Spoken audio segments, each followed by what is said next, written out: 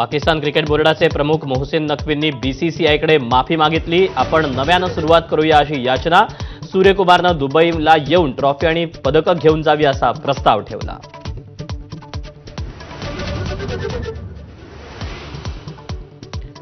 उद्धव ठाकरेंच्या दसरा मेळाव्याचा खर्च 63 कोटी। भाजपचा आरोप, तर शिंदेंच्या शिवसेनेनं खर्चावर भाष्य करणं टाळलं।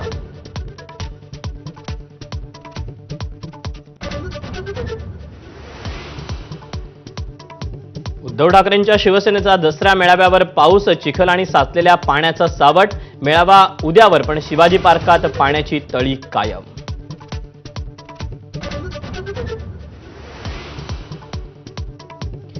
दसरा मेळाव्याच्या तोंडावर मनोज जरांगे हॉस्पिटलमध्ये। अँब्युलन्सनं नारायणगडावर जाणार, मात्र परंपरा कायम ठेवणार जरांगेंचा निर्धार।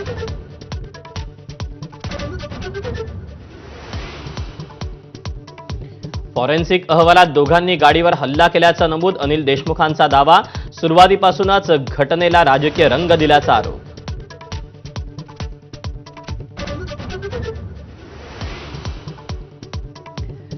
राष्ट्रीय स्वयंसेवक संघाच्या दिल्लीतील शताब्दी समारंभात पंतप्रधान मोदींची उपस्थिती।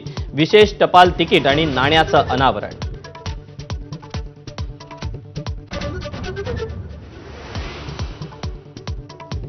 एसटी प्रवर्गातील समावेशासाठी धनगर समाज आक्रमक। जालना नांदेडमध्ये मेंढ्यांसह रास्ता रोको।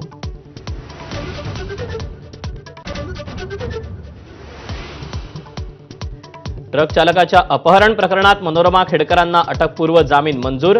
बेलापूर कोर्टाकडून 13 ऑक्टोबरपर्यंत दिलासा।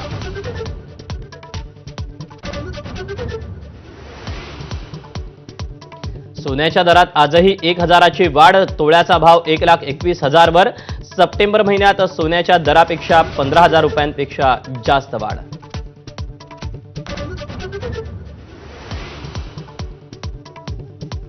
दसरा दिवाळीपूर्वी व्यावसायिकांना दणका। व्यावसायिक वापराच्या गॅस सिलेंडरच्या दरात आजपासून 16 रुपये 50 पैशांची वाढ। मुंबईत निळा सिलेंडर मिळणार 1,547 रुपयांना।